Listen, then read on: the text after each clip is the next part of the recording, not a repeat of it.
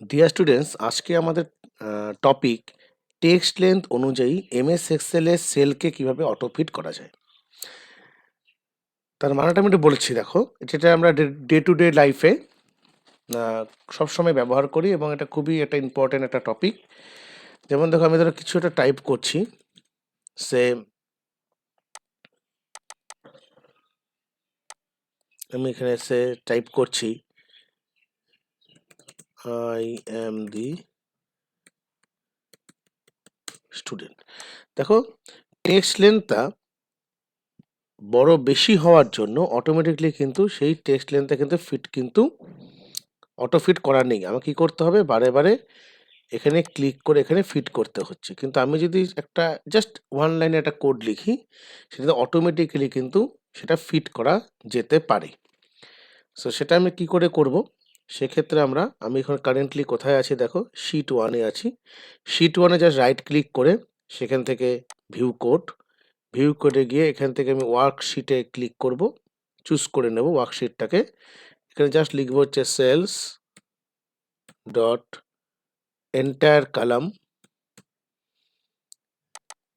কালাম dot autofit.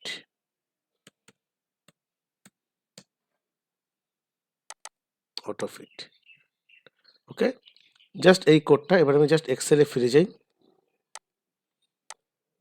এবার ধরো আমি কোনো একটা টেক্সট টাইপ করছি, বেস্ট অফ লাক স্টুডেন্টস। দেখো, এখানে আমাকে বারে বারে ক্লিক করতে হবে না। যখনই তুমি কোনো একটা সেলের এখানে ক্লিক করবে, অটোমেটিক সেটা কী হবে, অটোফিট কিন্তু অ্যাডজাস্ট হয়ে নিয়ে নেবে। সেভাবে আমরা এই জাস্ট একটা কোড করেই করতে পারি। সেটাকে সেভ করতে গেলে একটু অন্যভাবে সেভ করবে আর কি। ফাইলে যাবে, সেভ অ্যাস, ব্রাউজ করে তুমি এখান থেকে ধরো ডেস্কটপ যে কোনো পোর্শন তুমি চুজ করতে পারো। ফাইলটা একটি নাম দিয়ে দাও।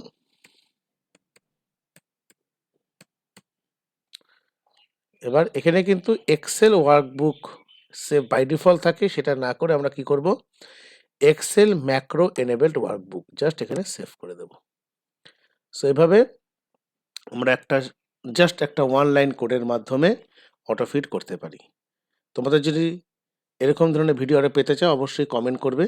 আর চ্যানেলটাকে ভালো লাগলে লাইক, শেয়ার এবং সাবস্ক্রাইব করবে। Thanks for watching.